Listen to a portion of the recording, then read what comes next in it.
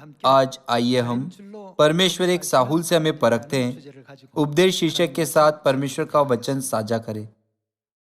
पुराने नियम में नबी आमोस ने एक दर्शन में देखा कि परमेश्वर अपने हाथ में एक साहुल लेकर खड़े हैं।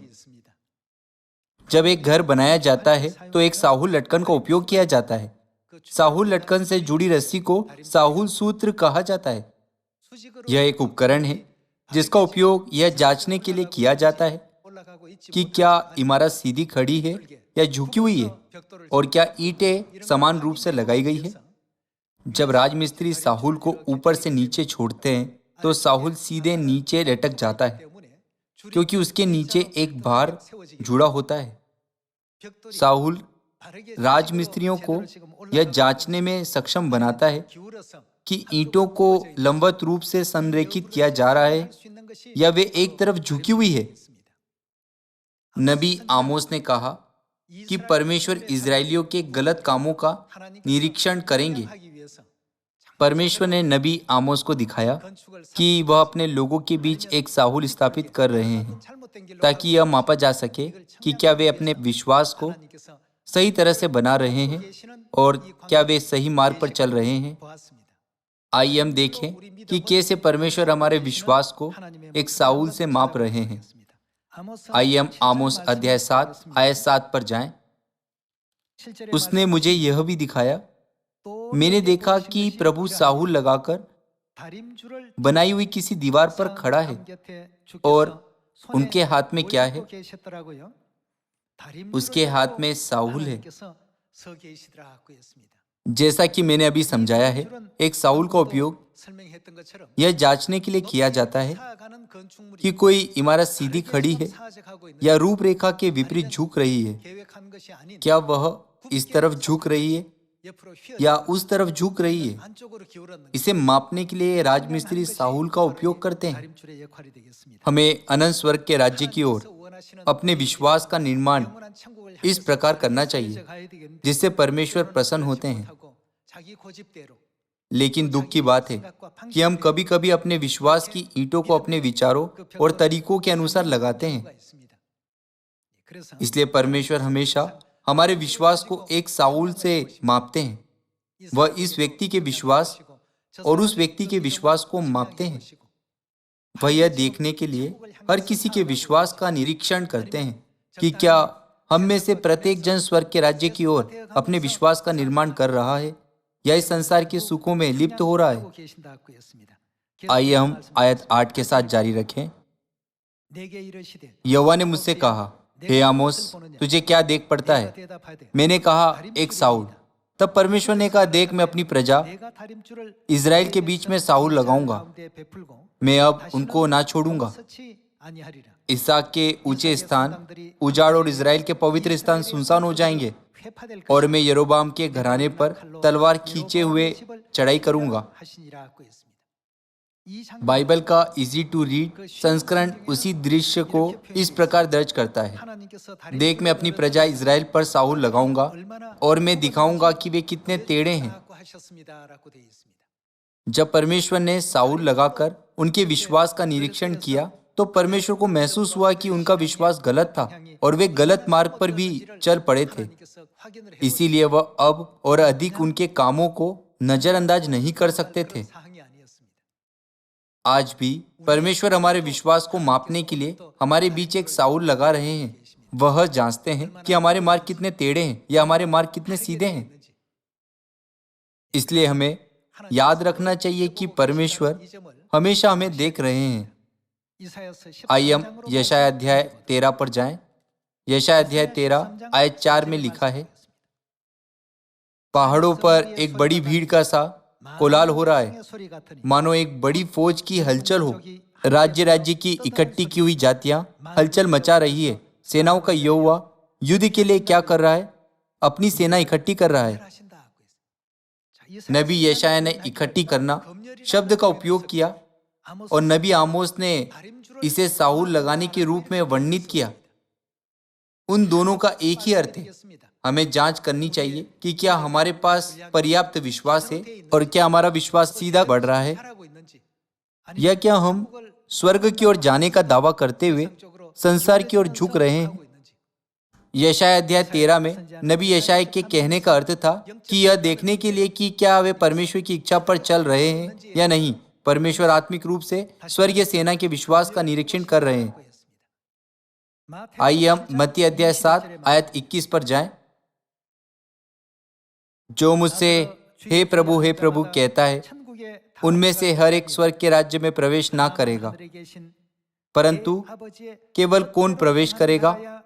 वही जो मेरे स्वर्गीय पिता की इच्छा पर चलता है। परमेश्वर यह देखने के लिए अपने लोगों का निरीक्षण करेंगे कि क्या वे परमेश्वर की इच्छा पर चल रहे हैं या नहीं। नबी आमोस ने परमेश्वर के निरीक्षण को एक साउल लगाने के रूप में वर्णित किया और नबी यशाया ने इसे एक सेना इकट्ठा करने के रूप में वर्णित किया। मत्ती अध्याय 7 में लिखा है, केवल वही जो मेरे स्वर्गीय पिता की इच्छा पर चलता है स्वर्ग के राज्य में प्रवेश करेगा। परमेश्वर क्या कहते हैं कि वह संसार के सभी लोगों में से उन लोगों को खोजने के लिए क्या करेंगे जो परमेश्वर की इच्छा पर चलते हैं। वे कहते हैं कि वह उनकी परीक्षा लेंगे। क्या परीक्षा यह निर्धारित करने के लिए नहीं दी जाती है कि कोई इसे पास करेगा या नहीं? प्रकाशित वाक्य की पुस्तक में यह दर्ज है, पृथ्वी पर रहने वालों के परखने के लिए सारे संसार पर परीक्षा का समय आने वाला है। इस तरह परमेश्वर उन्हें ढूंढते हैं जो परमेश्वर की इच्छा पर चलते हैं। कभी कभी परमेश्वर हमारे कर्मों को परखते हैं और कभी कभी हमें जो कहते हैं परमेश्वर उसे परखते हैं। कभी कभी परमेश्वर हमारे विश्वास को परखते हैं, कभी कभी परमेश्वर हमारी मानसिकता को परखते हैं। एक साउल का उपयोग करके परमेश्वर इन सभी चीजों को एक एक करके मापते हैं। अब परमेश्वर का अनंत राज्य निकट आ रहा है। हमें यह देखने के लिए खुद को जांचना चाहिए कि क्या हम स्वर्ग के राज्य तक पहुंचने के लिए विश्वास की पर्याप्त ईंटें जमा कर रहे हैं या नहीं।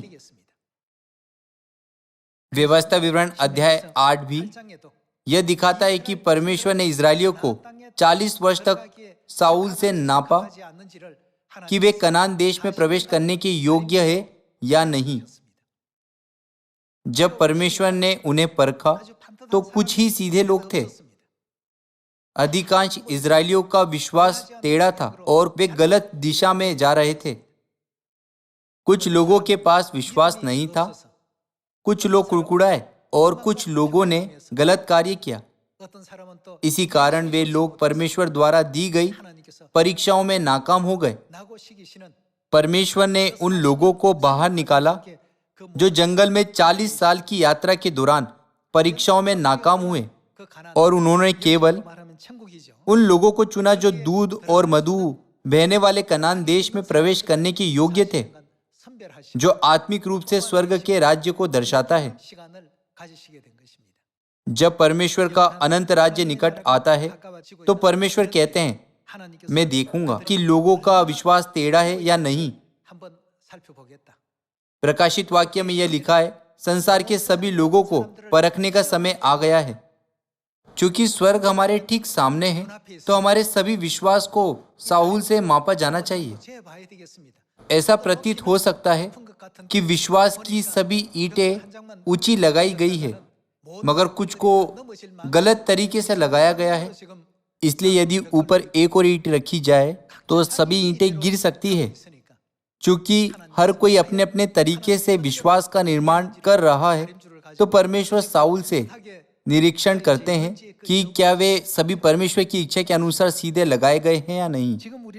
अब हम आत्मिक रूप से इजरायलियों के समान स्थिति में हैं, जो 3500 वर्ष पहले जंगल में रहते थे, जो एक छाया है।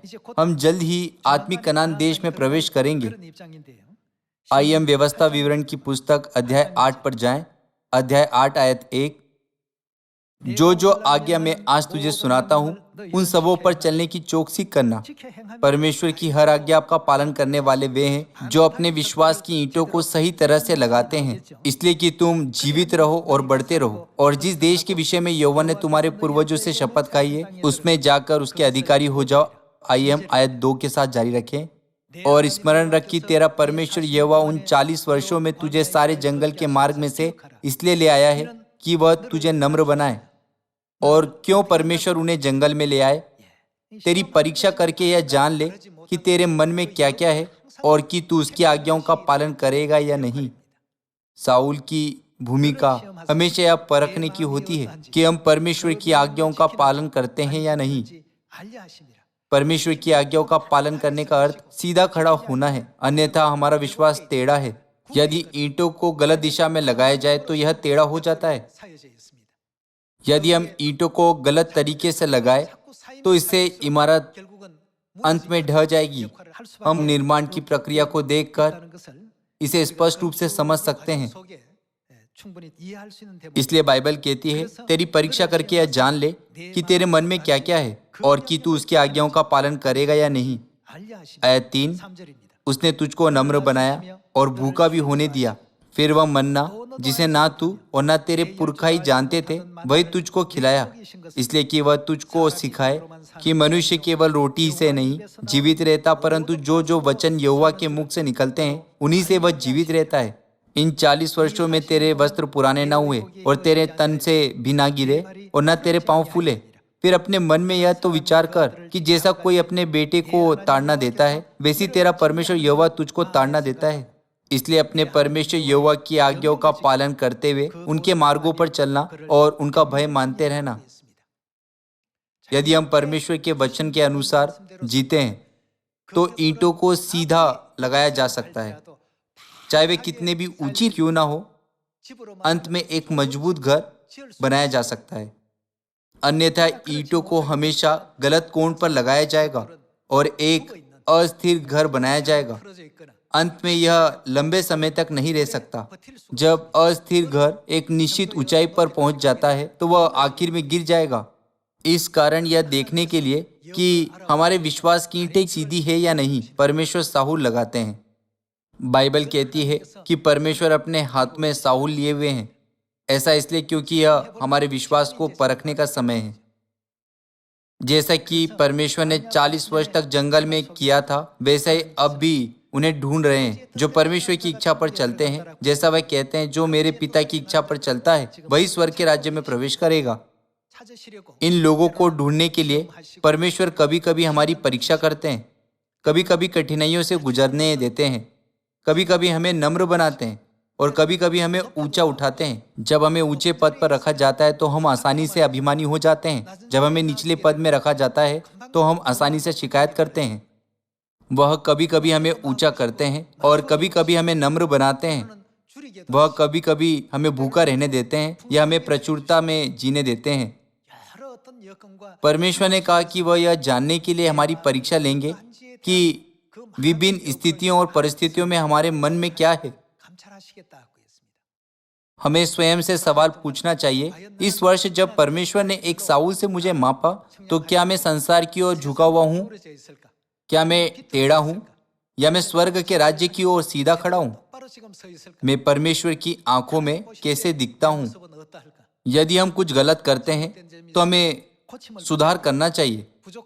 यदि हमें किसी प्रकार की कमी है तो हमें परमेश्वर की इच्छा के अनुसार बढ़ जाना चाहिए।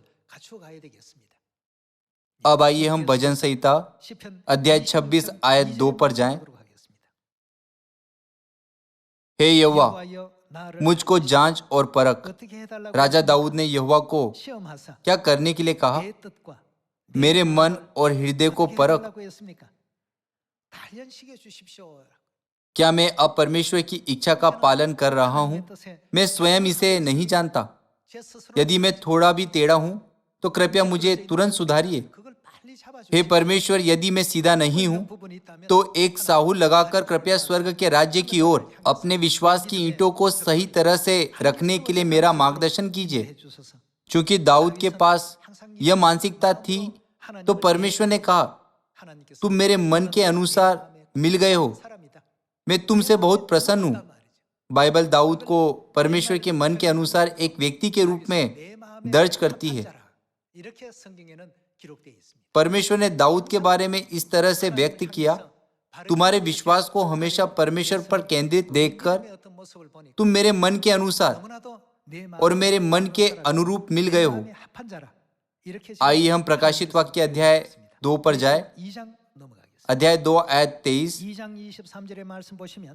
मैं उनके बच्चों को मार डालूंगा, तब सब कलीसियाएं जान लेगी कि परमेश्वर क्या परखने वाले हैं। हृदय और मन का परखने वाला मैं ही हूँ, और मैं तुम में से हर एक को किसके अनुसार परमेश्वर बदला देंगे, उनके कामों के अनुसार बदला दूंगा। परमेश्वर लोगों का उनके बाहरी दिखावे से न्याय नहीं करते, बल्कि हमेशा उनके हृदय और मन को परखते हैं। यदि इस समय हमें परमेश्वर की साहुल से मापा जाए तो हमारा विश्वास अनंत उद्धार के लिए अपना आभार खोए बिना स्वर्ग की ओर बढ़ते हुए पाया जाना चाहिए। मैं वास्तव में आशा करता हूं कि हम सभी ईंटों को सीधा लगाकर विश्वास का घर बनाने में सक्षम होंगे। परमेश्वर हमेशा परखते हैं कि हमारे हृदय में क्या है और हमारे मन में क्या है। जब पिता और माता ने दाऊद के हृदय और मन को जांचा तो वह हमेशा धर्मी और पवित्र पाया गया। इसलिए परमेश्वर ने कहा, तुम मेरे मन के अनुसार मिल गए हो। ठीक जैसे परमेश्वर ने दाऊद का वर्णन इस प्रकार किया है, वैसे हमें भी ऐसे बेटे और बेटियां बनना चाहिए जिन पर परमेश्वर को गर्व हो। कृपया यह ना भूले कि परमेश्वर हमेशा वह परखते हैं जो हमारे हृदय और मन में है। आइए हम पहला शामुएल अध्याय 16 आयत 7 पर जाए। परंतु यहोवा ने शामुएल से कहा, ना तो तू उसके रूप पर दृष्टि कर और ना उसके कद की ऊंचाई पर, क्योंकि मैंने उसे अयोग्य जाना है। क्योंकि यहोवा का देखना मनुष्य का सा नहीं है। मनुष्य तो बाहर का रूप देखता है, परंतु यहोवा की दृष्टि मन पर रहती है। हमारे बाहरी रूप के बजाय परमेश्वर हमेशा हमारे हृदय को देखते हैं, और जिनके हृदय सुंदर है उन्हें अपने नबियों, सुसमाचार सेवकों और उन लोगों के रूप में नियुक्त करते हैं जो दिए गए समय में मिशन को पूरा करेंगे। कृपया इसे ध्यान में रखें और परमेश्वर के प्रति एक सुंदर हृदय रखें। अब आइए हम पहला पतरस की पुस्तक पर जाएं और पहला पतरस अध्याय 4 आयत 12 पढ़ें। हे प्रियो, जो दुख रूपी अग्नि तुम्हारे परखने के लिए तुम में भड़की है, इससे यह समझकर अचंभा ना करो कि कोई अनोखी बात तुम पर बीत रही है, पर जैसे जैसे मसीह के दुखों में सहभागी होते हो आनंद करो, यह जानने के लिए कि हमारा विश्वास कैसा है। परमेश्वर कभी कभी हमें दर्दनाक दुखों का अनुभव करने देते हैं, जैसा उन्होंने आयुब को ऐसे दुखों का अनुभव करने दिया था। तब हमें उन दर्दनाक दुखों पर अचंभा करने के बजाय मसीह के दुखों में सहभागी होने की आवश्यकता है। स्वर्गीय पिता ने भी उन दुखों का अनुभव किया। स्वर्गीय माता भी हमारे उद्धार के लिए इस पृथ्वी पर आने के लिए स्वर्गीय सिंहासन को पीछे छोड़कर दुखों से भरा जीवन जी रही है। इसलिए हमें कभी भी परमेश्वर पर अपना विश्वास नहीं खोना चाहिए। चूंकि हमारे विश्वास को मजबूत करने के लिए दुख दिए जाते हैं, इसलिए हमें यह समझकर अचंभा नहीं करना चाहिए कि कोई अनोखी बात हम पर बीत रही है। सभी लोगों दुख विपत्तियों से अलग होते हैं। दर्दनाक दुख अपराधियों के लिए विपत्ति है जो दंड के रूप में दी जाती है, लेकिन दुख उनके लिए विपत्ति नहीं है जो परमेश्वर पर विश्वास रखते हैं, क्योंकि उनमें उनके विश्वास को दृढ़ करने की परमेश्वर की इच्छा और आशीष होती है। इसलिए हमें दुखों और विपत्तियों के बीच का अंतर समझने में सक्षम होना चाहिए। पहला पतरस अध्याय 4 कहता है कि हमें आनंदित होना चाहिए कि हम मसीह के दुखों में सहभागी होते हैं। कभी कभी सदस्य मुझसे पूछते हैं, हम परमेश्वर पर विश्वास करते हैं, फिर हमें मुश्किलों का सामना क्यों करना पड़ता है? क्योंकि हम परमेश्वर पर विश्वास करते हैं तो हमें केवल आशीषित होना चाहिए। हम विपत्तियों का अनुभव क्यों करते हैं? जो लोग परमेश्वर पर विश्वास करते हैं वे विपत्तियों के अधीन नहीं होते। हम केवल परमेश्वर की आशीषों को प्राप्त करने के लिए दुखों से गुजरते हैं। हम दुखों और परीक्षाओं से गुजरते हैं, लेकिन वे विपत्तियां नहीं हैं। आइए हम याकूब अध्याय 1 आयत 14 पर जाएं।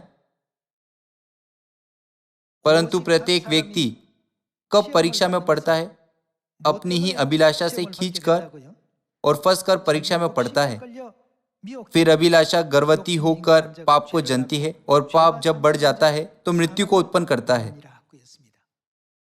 भले ही हम सत्य में हैं, लेकिन यदि कोई सदस्य है जिनका विश्वास कमजोर हो जाता है या जो स्वर्ग की आशा से अधिक सांसारिक अभिलाषाओं में खींचे चले जाते हैं या जिनके कार्य सत्य की शिक्षाओं के अनुरूप नहीं होते, तो परमेश्वर कभी कभी उन्हें परीक्षा देते हैं क्योंकि वह उनकी आत्माओं पर दया करते हैं और उन्हें बचाना चाहते हैं। विपत्तियां कभी नहीं हो सकती, लेकिन दुख आ सकते हैं। आपको दुखों और विपत्तियों के बीच फर्क करने में सक्षम होना चाहिए। जैसे यीशु ने कहा, केवल वही जो मेरे स्वर्गीय पिता की इच्छा पर चलता है स्वर्ग के राज्य में प्रवेश करेगा। वैसे परमेश्वर सारे संसार के लोगों को एक साउल से माप रहे हैं। उनके माप के बारे में प्रेरित यूहन्ना ने प्रकाशित वाक्य की पुस्तक में कहा, पृथ्वी पर रहने वालों के परखने के लिए सारे संसार पर परीक्षा का समय आने वाला है। आइए हम प्रकाशित वाक्य की पुस्तक अध्याय 3 के द्वारा इस दृश्य की पुष्टि करें। अध्याय 3 आयत 10, तूने मेरे धीरज के वचन को थामा है, इसलिए मैं भी तुझे परीक्षा के उस समय बचाए रखूंगा जो पृथ्वी पर रहने वालों के परखने के लिए सारे संसार पर आने वाला है। पृथ्वी पर रहने वालों के लिए परमेश्वर क्या करेंगे? परमेश्वर कहते हैं कि वह उनकी परीक्षा लेंगे। परमेश्वर सारे संसार पर परीक्षाओं को उंडेलेंगे का अर्थ है कि परमेश्वर कुछ मापने के लिए उनकी परीक्षा लेंगे।